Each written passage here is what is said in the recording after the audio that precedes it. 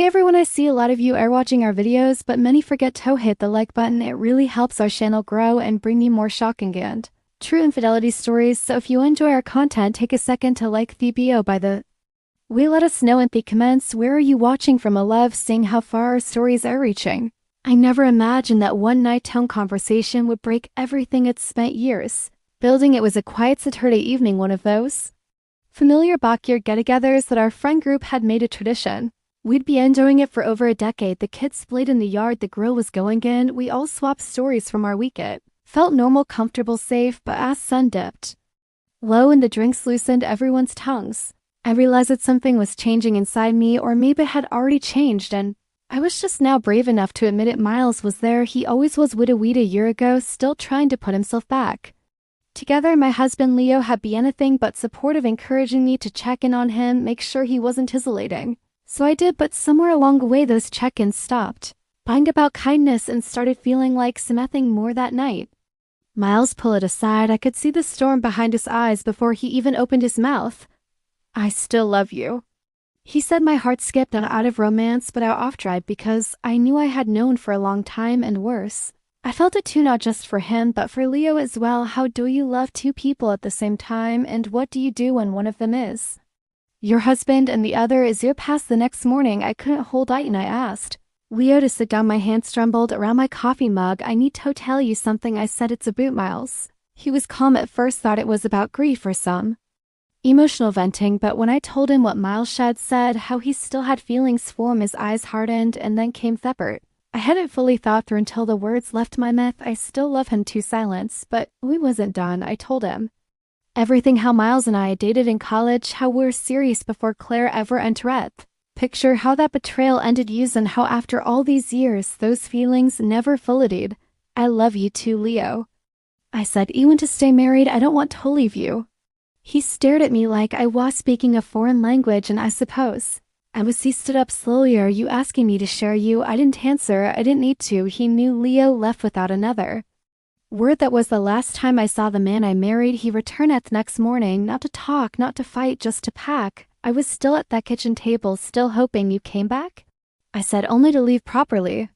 He replied. I begged him to stay to talk. He told him I didn't want to lose him, but he already had. He looked me in the eye and said something that shattered me completely. "You don't get to call this love, this is selfishness." Then he was gone. A week later, he told our daughter Maya everything. She was 22, smart, strong, full of fire. She took his side. I expected it, even respected it. She told me, "Mom, love isn't supposed to be this confusing. You chose chaos." She wasn't wrong. The divorce was quick. I didn't fight. What was I going to fight for exactly? I thought Miles would be my second chance at something. I lost, but after a few months the truth sank in. I didn't love him the way I thought I did. I loved the memory of who we were and not who we are. One day I got a message from Nia just after her and Leo at a little lake cabin I'd never seen before. He was smiling in a way I hadn't seen in years, and in that moment I realized sometimes the price of your truth is everything you once hated, and sometimes that's exactly what you deserve. I stared at that photo of Leo and Maya for a long time, longer than I'd like to admit. He looked free and burdened in a way I hadn't seen since we were newly married. His arm was draped around Maya's shoulders, his other hand holding a fishing rod. I could almost hear her laughter through the image, that carefree joy I used to nurture, and it hit me. They were healing without me. That realization was the loneliest moment of my life. It wasn't just that I'd lost Leo, it was that I'd lost the place I held in this world, in our world. When you're married for as long as we were, you start to believe you're permanent in someone else's life. You forget that even love has its limits, that even kindness can run out. You remember the first time Leo and I danced in the living room, barefoot, music playing low. He'd twirl me, laugh when I stepped on his foot, and whisper, "We're a team no matter what." And I held on top it, promise, like it was gospel, but I broke the team. I made a choice, a silent, slow one, to look backward instead, offerward, to romanticize a version of myself that didn't exist anymore. Miles had always represented something unfinished, and I thought closure, me improvising it, nurturing it, maybe even choosing it. But closure doesn't always come with a reunion. Sometimes it's just a door you have to slam shut so you can move on after the divorce. Miles and Itri tried to make something real out of decades-old feelings, but it didn't take long for the cracks to show. We were strangers who thought nostalgia could be foundation. One evening over dinner at this place, I asked, "Do you think we would have worked out if Claire hadn't come between us?" He didn't even look up from his plate. Maybe he said, but maybe.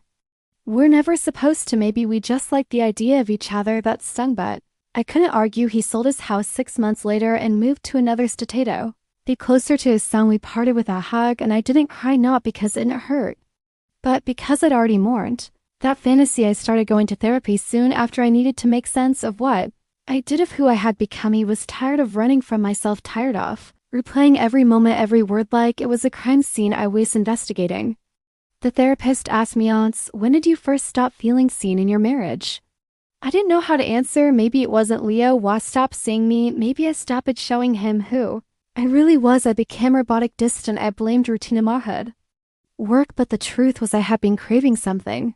I didn't have the language for I wanted to be one, a desert, not just needed. And Miles Burkinas, he was gave me that for a moment, but moments aren't lifetimes. I wrote a letter to Leo about a year after the divorce. I didn't send it. I just needed to get it out of my system. It said, you didn't fail me. I failed us. You are my home. And I went looking for firewood in someone else's backyard when all I had to do was open the door and ask you to light the flame again. I still have that letter folded in me nightstand. As for Mia, she eventually started speaking to me again, cautious like someone re-entering a room that is to be filled with smoke. The first time we had coffee, she stared into her cup more than she looked at me, but I was grateful. I would have taken anything she said.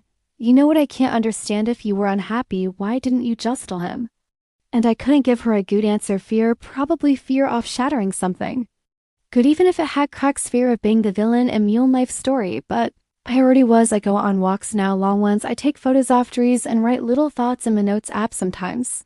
I sit on a bench and watch couples pass by, young ones holding hands, old ones walking in sync without needing to say a word, and I wonder if I'll ever have that again. I don't feel entitled to it, but I've learned this love isn't just about timing. It's about courage, the courage to tell the truth for it. There's the courage to stay when it's hard, the courage to leave when it's shallow. If I could go back, I wouldn't change falling in love with Leo. I would just fight harder to keep it, and maybe that's the tragedy, that by the time I realized he was worth everything, he'd already given everything he had, and Ali had left was a memory and a lesson. A few months ago, I ran into Leo at the bookstore. It was raining, one of those low, steady rains that made everything feel softer, quieter. I was in the easel browsing memoirs when I heard someone behind me. That laugh, warm, low, familiar. I turned, and there he was. He looked good, not in the romantic way, just well, like someone who had been through a storm and come out on the other side wet, but still standing. He was holding a book in one hand and an umbrella in the other. We made eye contact for a second. It was like we were back in our 20s, sharing glances in crowded rooms, speaking through silence. He smiled politely. Hey. I felt 100 things at once. He, the first, replied, and tucked a loose strand of hair behind my ear. Suddenly self-conscious, we talked for 10 minutes. Safe topics, books, the weather, work. He mentioned he was helping Mia renovate a used room in her new house. The way hesitant there was affection, but it didn't feel like a knife in my chest. The way I expected it felt okay, like he was where he was supposed to be, and maybe I was too after we said goodbye.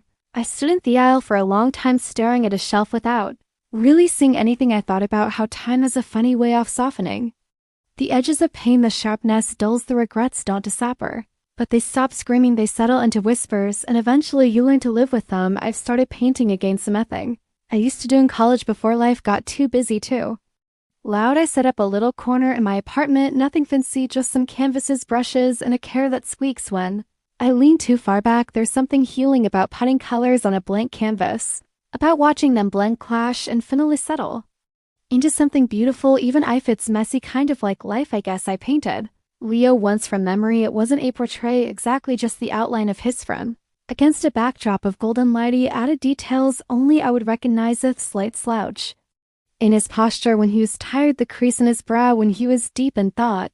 I didn't keep the painting. I left it on a bench near the lake where we used to walk. Maybe someone took it, maybe the rain washed it away. The part doesn't matter. It was my way of letting go. A few weeks ago, I got a call from Mia. She was crying. Her dog Max had passed away. He was older than Mastelmo, 16, and had been her shadow since college. I knew how much he meant to her without thinking. I drove to her place, opened the door, and the second we saw each other, we both broke. She fell into my arms, and I held her like I was said to when she was a teenager, crying about boys or bad grades. We didn't talk about past. We didn't need to. Sometimes grief makes room for forgiveness. That night, we sat on her couch with mugs of tea wrapped in blankets, flipping through old Photobums pictures of Max of her and Leo and some of me. There was one photo of 3 of us. Leo, Mia, and me on a camping trip years ago. We looked like a family. We were a family, hated you for so long, she said softly, tracing the edge of the photo. I know, whispered, I think. I hated myself too for not seeing it coming. I didn't know what to say, so I just placed my hand over hers and let the silence say the rest of. Learned that healing isn't linear, it comes in waves. Some gentle, some crashing, and sometimes the people wear it are the ones who help us heal. And then Claire, my old friend, the one who had get in between Miles and me all those years ago, reached out. Recently she'd heard through someone that Miles had moved and she wanted to catch up. He hesitated. There was a time I would have said no without blinking, but time changes people. We met at a small cafe. She looked older, of course, so did I. Bother smile was the same, bright, a little mischievous. We talked for hours about everything. About nothing. We danced around the topic of Miles until what did Tana more, I think. I was jealous of you, she admitted back then, of the way he looked at you. I thought if I could just get his attention, I feel. Well, I nodded. I thought the same thing, that his love would fix something broken in me. She reached across the table and squeezed my hand. Funny, isn't it? We were both trying to patch holes with the same person. We laughed. Not bitterly, just knowingly. I'm not sure if Claire and I will ever be what we once were, but that minute mattered. It was a tiny stone placed back into the foundation of something fractured. Now my day's a requitter. I get up early, make coffee, and sit on the balcony watching the city wake up. First journal, not every day. Be tough, and I write letters. I don't send Julio to Miles, to the version of myself used to be the version I'm becoming. I've made peace with the fact that not all stories end unhappily. Ever after, some just end, some begin again in a different way. There's a man I see sometimes at the local farmer's market. His name is Eli, who runs a flower stall. He always smiles. I'm like, I'm someone worth smiling at. Last week, he gave me a sunflower and said, you looked like you needed a little sunshine. And maybe I did. We've had coffee once, no expectations, no pressure, just 2 people sharing time in one hellos. I don't hear echoes of Leo or shadows of Miles. I just hear him. It feels new, unwritten. Maybe that's what I needed all along, not to rewrite my past, but to stop rereading it. So this is where I am now, not healed, but healing, not perfect, but honest, not in love, but open. And sometimes that's more than enough. Spring has settled in, and with it, a sense of quiet contentment I never thought I'd feel again. Eli and I now meet most weekends, sometimes for coffee, some meetings, for walks. We talk about books, music, little moments that don't carry weight of the past. He never asks about my history, though I know he senses it's there. I like that about him. He lets me exist. And then one Sunday morning, as we sat by that lake sharing strawberries, he said, yeah, I have this way of looking at the world, like you've lived through a storm and still find beauty in puddles. I smiled, not because it was poetic, but because it was true. I have lived through storms, betrayal, heartbreak, guilt, forgiveness. These aren't just chapters in my life, they are etched into who I am. But for the first time, I'm not carrying them like weights.